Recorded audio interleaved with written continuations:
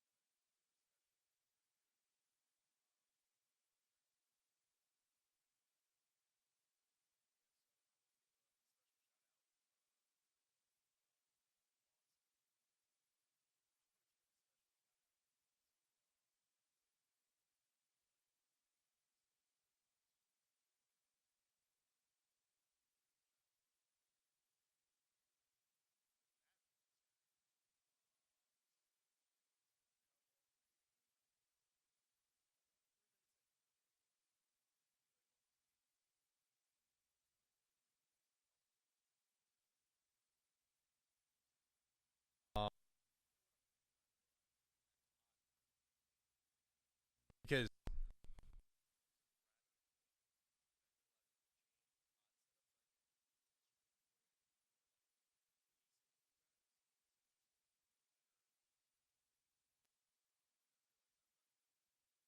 right now,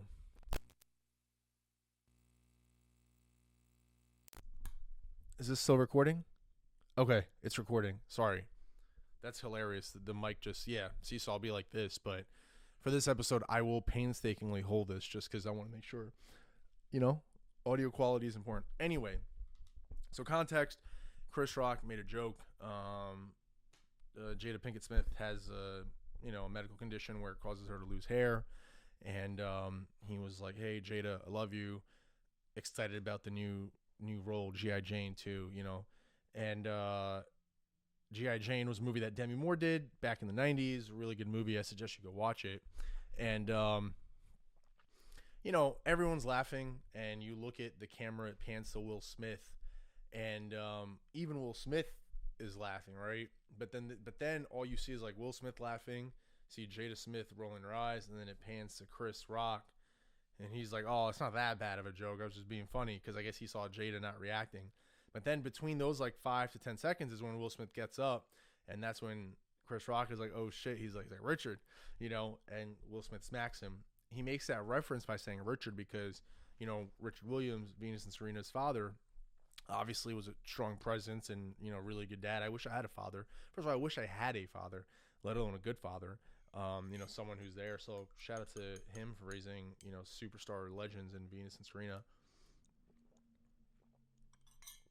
But so he goes up and slaps him, And he sits back down, and Chris Rock is just like obviously shook as hell. And that slap probably hurt. I don't know if you guys have ever been slapped in the face by a grown ass man. And Will Smith's not small. Will Smith's probably like 6'2", 210 pounds. Grown ass man, right? Like that definitely hurt. I'm not even playing like that. Man, that definitely hurt. I'm not even like there's no other way to put it. Like that smack like definitely hurt.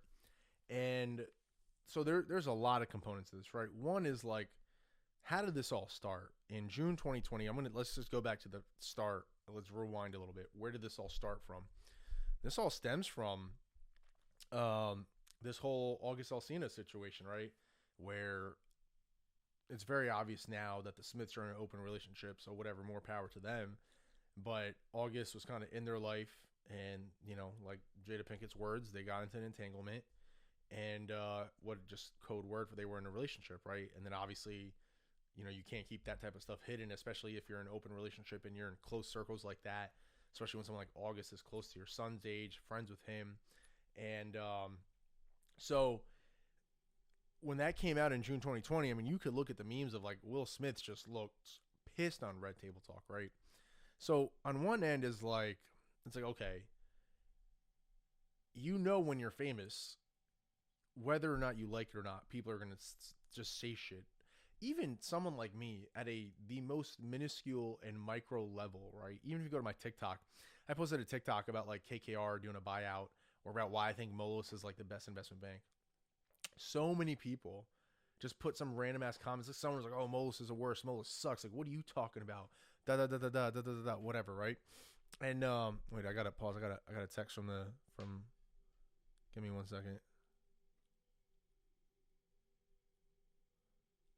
Wait, hold on. I'm sorry, guys. Sorry, yo. When you get a text from you get that text, you got to respond. For my audio listeners, guys, I got a text message from a female friend that I'm responding to. So apologize for the pause, but y'all know what it is. Like, it's just when you get that notification, you know what time it is, right?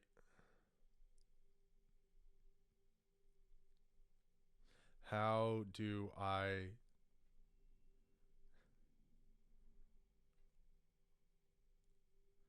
what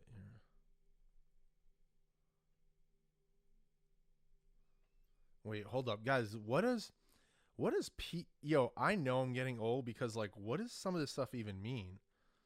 Like I'm getting I'm getting too old. Oh my god, hold up. I'm sorry, hold on.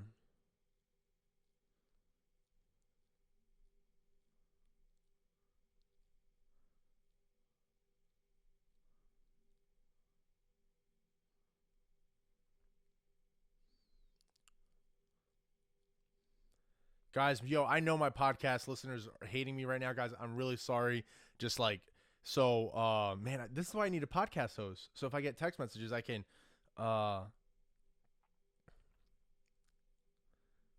um guys, you're going to hate me, but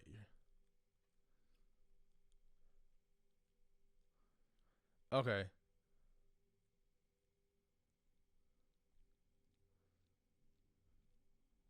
No more problems. Okay. All right, guys. I'm done. I'm focused. I'm potting. Uh,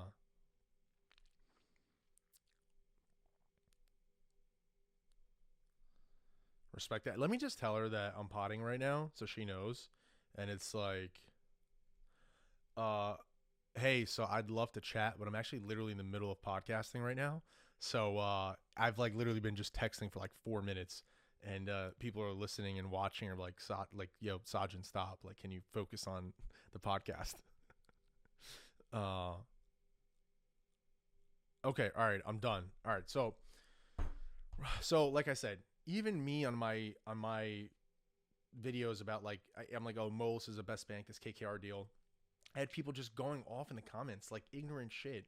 Not even ignorant, but just like snarky shit. It's like, all right, dude, calm the fuck down. Like, relax, right? What point I'm trying to make with that is that imagine being the ilk of like a Will Smith, right? Like imagine being of that stature. You're gonna have so many people um, come at you for any which reason, right? They will come at you for whatever reason. Like for the sake of clarity, they'll just come at you, right? And they're gonna comment on your shit, and you get used to it. Like you don't care, right? But what happens in a situation like this is like, so there's two bifurcations. One is like you're just famous and people talk shit about you. That's fine.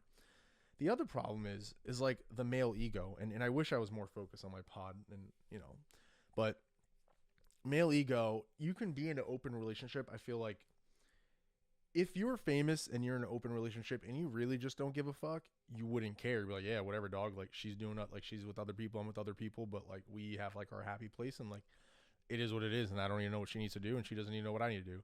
And if we do want to talk about it, maybe you're just at like that secure of a level that you can, but I find that really hard to be like that secure, no matter who you are.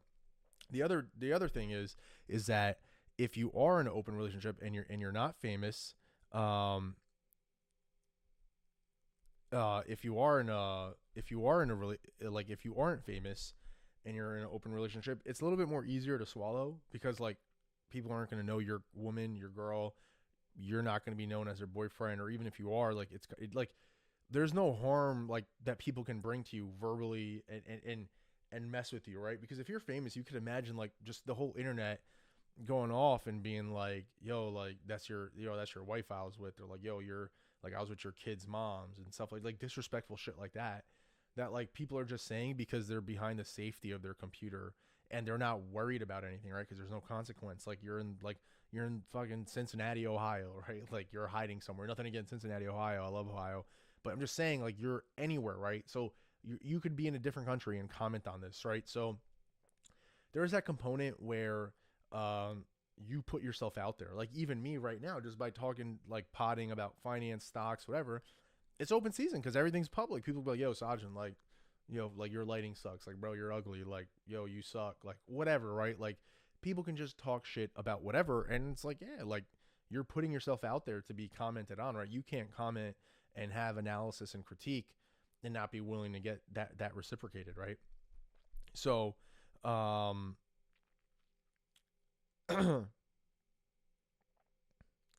sorry. Hold on. I may stop. Guys, I'm so sorry. Guys, I'm so sorry. I may have to pause for like 30 seconds right now. Jesus, I'm terrible. I'm sorry. So anyway, to get a little refocused, right? I think one aspect is, hey, we talked about the August stuff and how that impacts Will, especially when your wife gets on TV and talks about it, and how does that impact you? Because if you're totally okay with an open relationship and you know what's been going on, maybe you wouldn't care. But the reason I really relate to Will is because I feel like Will's in a situation where like he is completely in love with the woman who may not be completely in love with him. And I know how that feels. I know what it feels like to be completely enamored uh, with a woman who may not who may love you but may not love you unconditionally and loves you based on certain conditions being met. And it's funny because Rory and Maul, he was like, yo, women will only love you till they don't love, till you do something, till you, the second you mess up, they're not going to love you anymore. And obviously some of that was being said in jest, and some of that, there was some truth to that, right? Is, um,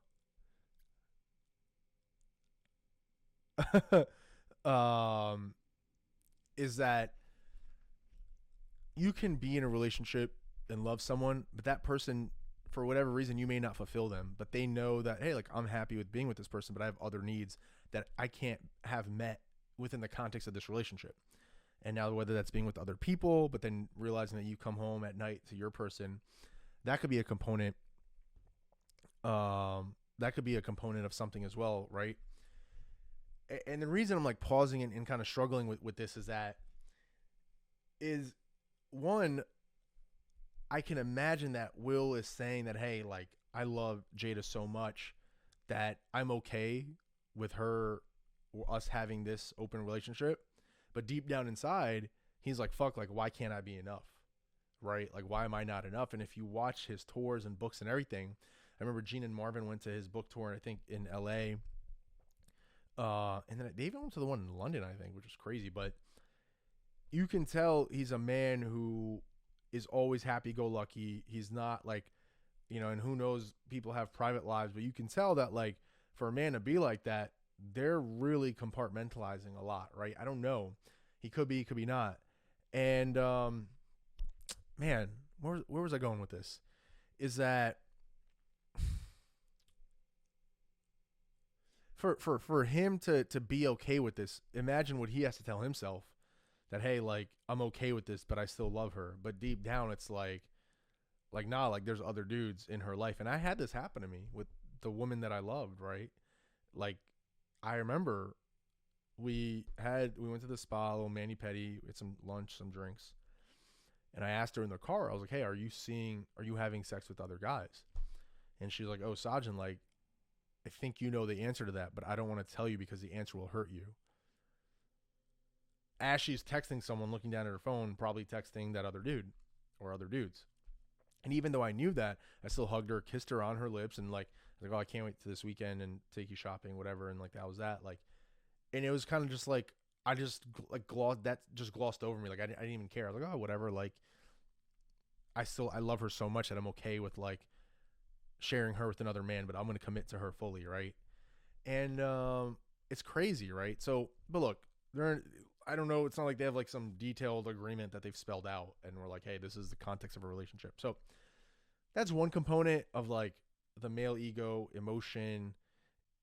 Can open relationships work? How they spill over, and especially if you're famous, you're an open target for anyone to comment on your love life. Because if they're not famous, who gives a shit, right? Because no one's gonna know who your wife is. Like you're never gonna know the other dudes, like who or the other women, and they're never gonna come up to you in public and be like, "Hi, I hooked up with your husband, hooked up with your wife." Like no one's gonna do that because people want to keep things on the DL.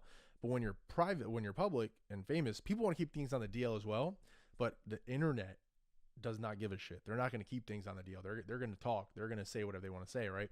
So that's what I mean by like it's harder to do that unless you're very secure and you're okay with being targeted, right? And it doesn't bother you. And clearly that wasn't this case because even if you turn around and you see that your wife is unhappy, you're kind of like, fuck, like even if there's like an underlying subtext of like this joke damaging someone or hurting someone, it's like, why am I going to go and attack someone on national television unless it really hurts? And then you got to ask yourself, why does it really hurt? So I know this whole time that I've been talking about, I've been kind of approaching it from like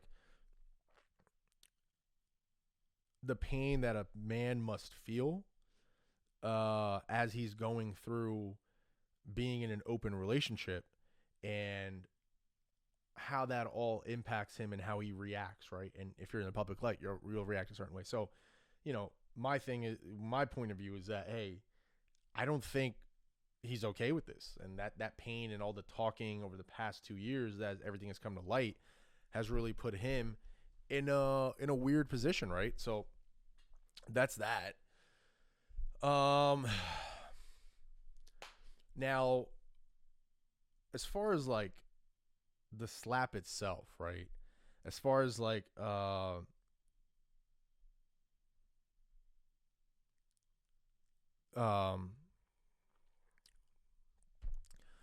as far as the slap itself and how we think about that, listen, it's not like let's say Will Smith and Jada Pinkett Smith were out in public eating dinner, whatever, walking down Venice Beach. I don't think they'd ever walk down Venice Beach. Maybe they could, whatever, right? You're in public. And someone starts assaulting you verbally and starts talking shit. Then you have every right to go up to that person and be like, bro, you need to like step down before you get clapped the fuck up. And a lot of people made good points that I agree with that. Like people think famous people just because they're nice, but like you don't know someone until you push them to the edge. But the question is like, was Chris Rock trying to push Will Smith to the edge? Like, did he have any desire to do that? Or was he just literally making a joke like he makes for a ton of other people? And that's why I'm saying it's something deeper than that, right? Because it's like, one could argue, and Chris Rock hasn't spoken to this. I feel like Chris Rock may or may not have known about Jada's medical condition. So I can see why that comment's out of line. And the other thing is that like, hey, like, it's like Will Smith's biggest night, right? He might finally win an Oscar. So why do anything to like just, but but now the argument becomes, is that like, hey, are we now like, give me 1 second, guys. Is that, do you hold back based on what people are going through? Like, you have no way of like monitoring your behavior based on like how people feel. That's like me like talking to someone or like a coworker or a friend and be like, hey, I'm going to treat them differently today because they're my friend and I don't want to upset them, versus like, let me just treat everyone how I would treat everyone. So if you're a comedian, you're just talking shit about everyone, right? Or if you go up on stage, even if you know Will has a big night, it's not like Chris Rock is going up there saying like, oh, I'm not going to say any jokes about Will Smith because I don't want to like just bring that energy to him on his big night. Because then it's like, who are you going to joke about? Like, everyone there is having a big night. Most of the people there are all nominees, right? So there's also that aspect of it. So the slap, I do think it was wrong. I mean, I wouldn't have done it. I do think Will Smith was within his rights to do it, but I think the slap was built up anger and frustration from all these conversations and talks, starting with that red table talk 2 years ago. Because I'd argue what was more disrespectful to Jada and Will's marriage than what Chris Rock said, and this tells me that it's not the joke itself that he cares about and the medical condition, it's just the everything that's been built up. When the entanglement thing came out, I want to see if it's still on Instagram, is Josh Brolin, I would say is a great actor, by the way, No Country for Old Men. He posted something that I thought was like very disrespectful, especially because like, he knows Will Smith, right? And like, for him to have posted this video, I would have smacked the shit out of him. If this was one of my friends posting this, I would have been like, yo, my guy, don't, like, you need to take that down. Like, if we want to be friends, you have to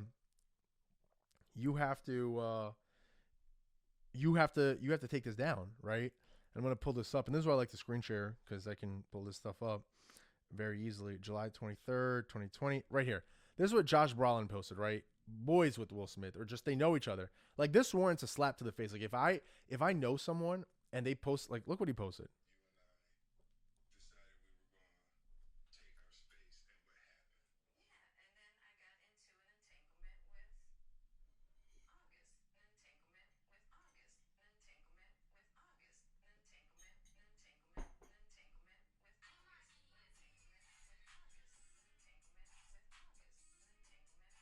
So look, if one of my homies posts that, and I know you, you're getting slapped. Like, you're getting slapped.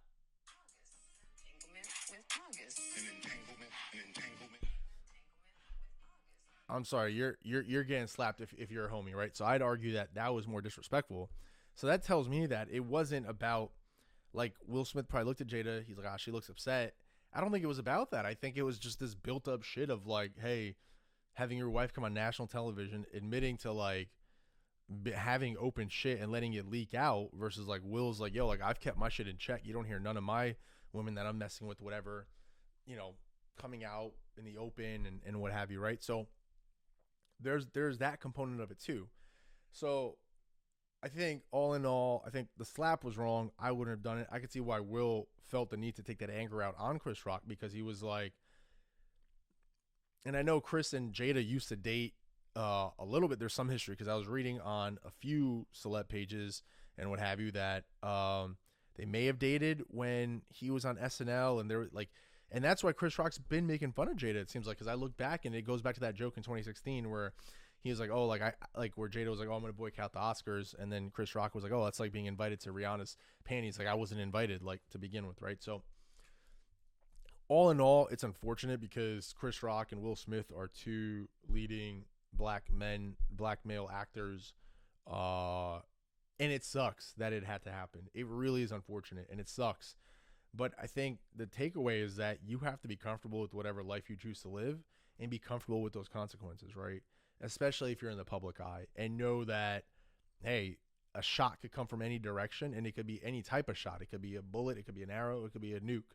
So you have to be willing and able to understand that, hey, anything could happen at any moment, and I have to just be ready to move in a calm And Robert De Niro made a great point. He was like, look, no matter where you are in life, just look, yeah, you can be excited and all that, but hey, let's have your time, but let's rein it in, let's bring it down, and just always be calm, right? Because like that, Thanos snap, right? In an instant, things could change, right? So I think all in all, it was really unfortunate that it happened. It sucked that it happened to two strong, independent black men who have done so much, and like from where they started in the late 80s, early 90s, grinding, right? I wish I could say that in the Push It or in the Clips voice with the Pharrell and Neptunes.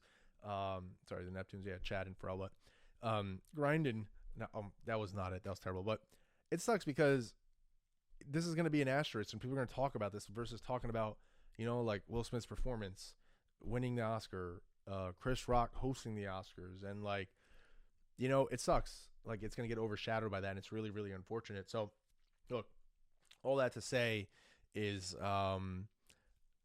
be willing to accept the consequences of the life that you choose to live. That's one. Second thing is, and this is a hard pill to follow for some people, swallow for people, is that I don't want anyone to take this the wrong way, but and this just tells me how much like pent up shit Will had, because for him to have been that hurt to be like, yo, fuck it, I just lost my shit because I perceived a joke as a perceived slight towards me and my manlyhood and my relationship with my wife. And so, be careful what you wish for, guys, when it comes to fame, money, and fortune and all that. So anyway, with all that being said, guys, this is episode 11. Shout out to Will, Chris Rock, Kevin Hart. I am going to the tour. Isaiah, for his birthday, we're all going to be going. And I don't know if we'd be going to the tour without this. So was it staged? Who knows? My trainer, Steve, thinks it was staged. I'm not going to comment on that. It could be staged. I don't know. But anyway, guys, episode 11 in the books. I got to go to the gym. Peace.